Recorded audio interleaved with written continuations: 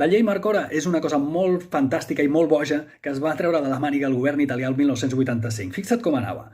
Tu perdies la feina, et feien fora, i te n'anaves a l'atur, però podies capitalitzar la prestació d'atur, tal com passa aquí, que tu pots demanar per avançat els diners que t'aniran donant al llarg dels mesos. La gràcia era que hi havia una condició amb això. Tu podies capitalitzar l'atur amb la condició que, amb com a mínim 9 persones més en la teva mateixa situació, reinvertíssiu tot aquest capital, tota aquesta capitalització, en la creació d'una empresa nova que dirigiríeu vosaltres mateixos. No només això, sinó que fins i tot el govern entrava a formar part de la pròpia empresa posant-hi també capital.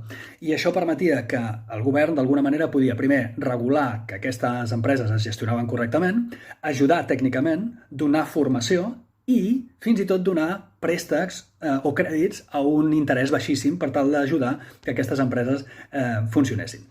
No només és que l'èxit va ser brutal a nivell de la quantitat de persones que estan a l'atur van de cop i volta deixar d'estar a l'atur i tenir no només una feina, sinó una empresa pròpia que regien ells mateixos i tenien propietat sobre els mitjans de producció, que diria Marx, sinó que, a més, les estadístiques d'èxit d'aquestes empreses és brutal. Fixa't que, en general, en el món es manegen sempre xifres al voltant del 80% de fracàs en empreses de nova creació, és a dir, allò que en diuen les startups. Doncs resulta que només un 10% d'aquestes empreses de nova creació a Itàlia acollint-se a la llei Marcora, només un 10% van acabar fent fallida al cap de, em sembla que eren 3-4 anys. Sí? Només un 10%. La resta, endavant. Evidentment, la Unió Europea de cop i volta va dir para un moment, què està passant aquí? Què esteu fent aquí?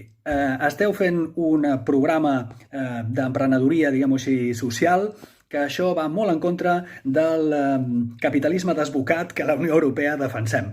Aquí hi ha un govern que està ajudant de més a una gent i no està ajudant igual a les empreses privades, això no pot ser, això és competència deslleial, en fi, que van tombar aquesta llei Marcora.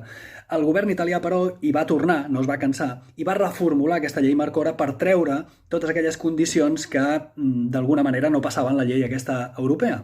És veritat que va ser, per dir-ho així, una llei Marcora una mica més light, però encara segueix vigent i tot i que avui en dia el govern no pot entrar a formar part de les empreses i que els ajuts i els subsidis que poden donar són menors, segueix funcionant aquest sistema, aquesta llei Marcora, i segueix havent-hi molts treballadors i treballadores que quan perden la feina tenen aquesta opció. Fixa't tu quina manera més diferent de fer polítiques econòmiques i socials només amb aquesta característica que és no seguir els dictats del capitalisme desbocat, prenent idees d'altres tipus de sistemes econòmics i permetent que la gent tingui propietat sobre els propis mitjans de producció.